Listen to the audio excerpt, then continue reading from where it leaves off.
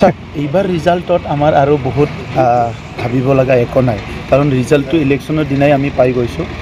আমাৰ প্ৰাৰ্থী বিজয় হ'ব, ইয়াত কোনো সন্দেহ নাই। আৰু NDA এটা ডাঙৰ মেজৰিটি লৈ পেলাই NDA চৰকাৰ মোদী ডাঙৰীয়াৰ নেতৃত্বত আকৌ হ'ব, ইয়াতো একো সন্দেহ নাই।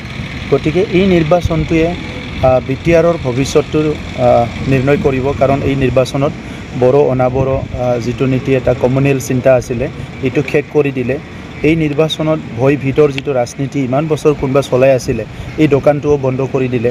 গতিকে আজি ইয়াৰ পিছত এটা সুস্থ শক্তিশালী ভাল এটা গণতন্ত্ৰ BTR অঞ্চলত আৰম্ভ হ'ব।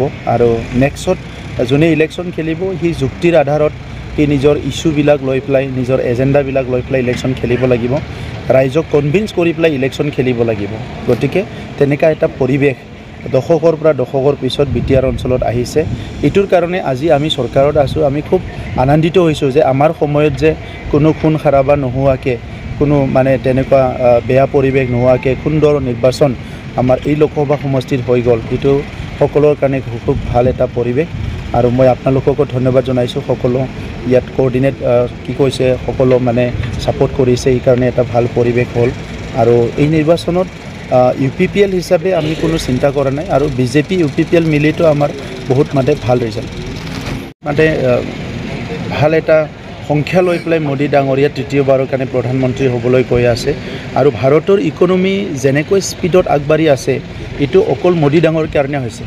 মোদী ডাঙৰীয়া যদিও মনমোহন সিং ডাঙৰীয়াৰ নিচিনা ইকনমিষ্ট নহয়, তেখেতৰ বহুত ওপৰত চিন্তা কৰে। আৰু আজি দেখুৱাই দিলে যে ভাৰতবৰ্ষখন আগুৱাই লৈ যাবৰ কাৰণে যে এটা ভাল মন লাগে, ভাল চিন্তা লাগে, কমিটমেণ্ট লাগে আৰু দেশৰ প্ৰতি প্ৰেম লাগে।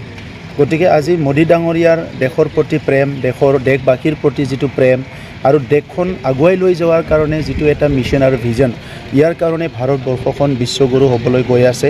আৰু সেইকাৰণে কোনো জাতি জনগোষ্ঠী কোনো ৰাইজে যদি সি ব্যতিক্ৰমভাৱে নিজৰ কিবা এটা নাভাবে, নৰ্মেল চিটুৱেশ্যনত সকলো মোদী ডাঙৰীয়াৰ লগত থাকিব, এইটো আমি বুজি পাওঁ।